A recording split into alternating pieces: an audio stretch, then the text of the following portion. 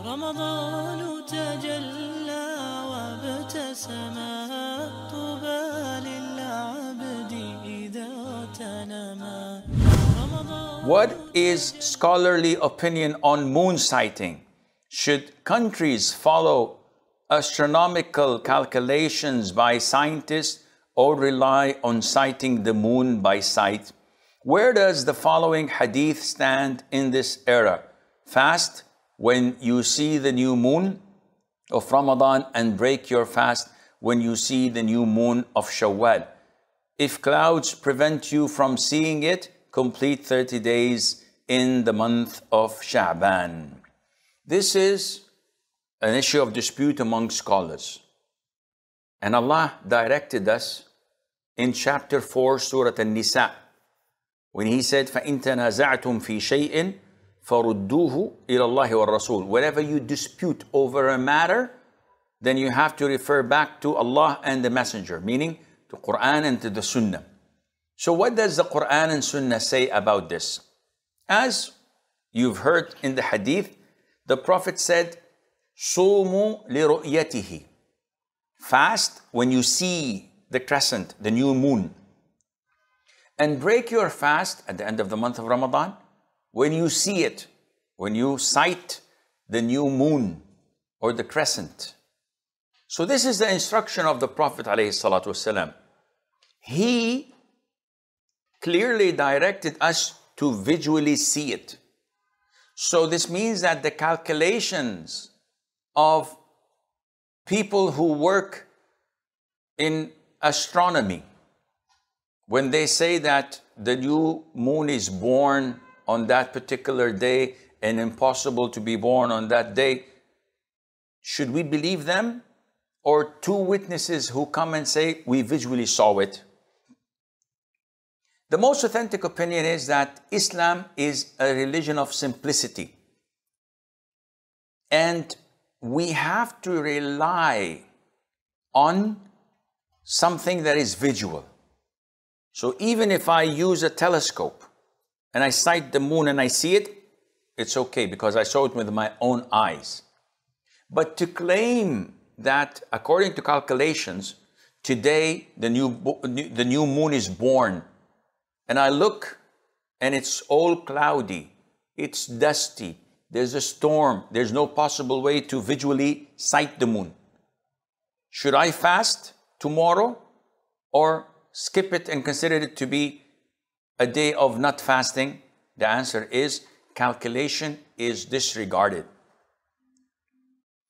In order to prove the crime of adultery and fornication, we need a confession from the sinner, the adulteress, or the fornicator, or we need 4 male Muslim witnesses testifying of seeing the actual act of penetration and describing it. This is the Sharia law that was at the time of the Prophet ﷺ and will remain until the Day of Judgment. If someone comes and says, Shaykh, we have 3 cameras, we have 5 cameras, HD, high def, 16K or whatever numbers they have. Maybe they did not reach 16, I don't know. So we have the footage. Is this sufficient? The answer is no. There has to be 4 male Muslim witnesses visualizing it. So this is the Sharia law. It is not something that we make up or we think that, oh, okay, we have DNA testing. This is enough. No, it's not enough.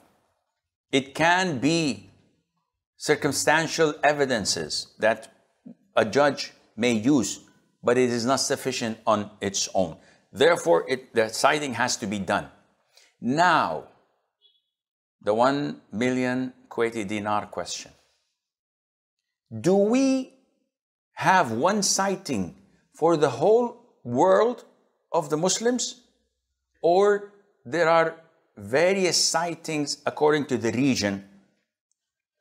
The most authentic opinion, and this is what was done at the time of the companions, may Allah be pleased with them, and referred to the Prophet ﷺ, that each region has its own sighting. A man came from Ash-Sham, which is nowadays Syria, from Damascus, where the Khalifa, Muawiyah ibn Abi Sufyan, was there. He came after the month of Ramadan entered. When he reached Mecca or Medina, Ibn Abbas asked them, when did you see the crescent? And he said, Saturday. So Ibn Abbas said, we saw it on Sunday. So the man asked, should we unify? Should you also consider Ramadan beginning at Saturday? He said, no. The sunnah of the Prophet ﷺ to apply and implement each one's own sighting. And this is what's being practiced today. People in India, Bangladesh, Pakistan, they have their own sighting. People in the Gulf area, in the Arabian Peninsula, have their own sighting. People in Egypt have their own sighting. People in Morocco, people in Europe, people in USA have their own sighting. One says, Akhi, but this divides the ummah. When their Eid is on Saturday, my Eid is on Sunday, their Eid is on a Monday. The ummah is divided. Akhi, this is not true. This does not divide the ummah. When they pray Fajr, do I pray Fajr at the same time? He said, no, there are 3 hours difference. When I pray Fajr, do they pray Fajr in USA? Said, no, there's 8 hours difference. So where is the division of the ummah? He says, okay, gotcha. On Hajj, Arafah is on a Wednesday. So should Muslims in America fast on Wednesday as well? The answer is no. I said, excuse me? I said, the answer is no. Read my lips.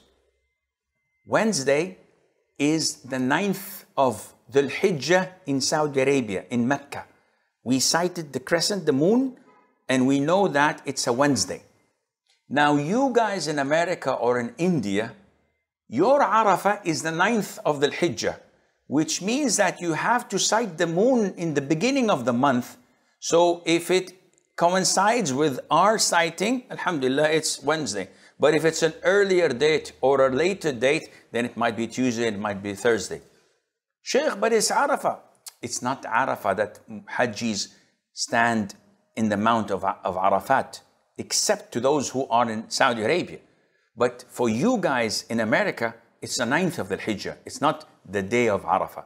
The 9th of the Hijjah depends on when you see the newborn moon, not like ours.